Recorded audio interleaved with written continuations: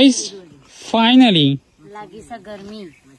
ગરમી લાગી ગઈ. બની ગઈ છે ચણા ટિક્કી, જાલરના ટોઠા, પૂરી, ગરી પૂરી.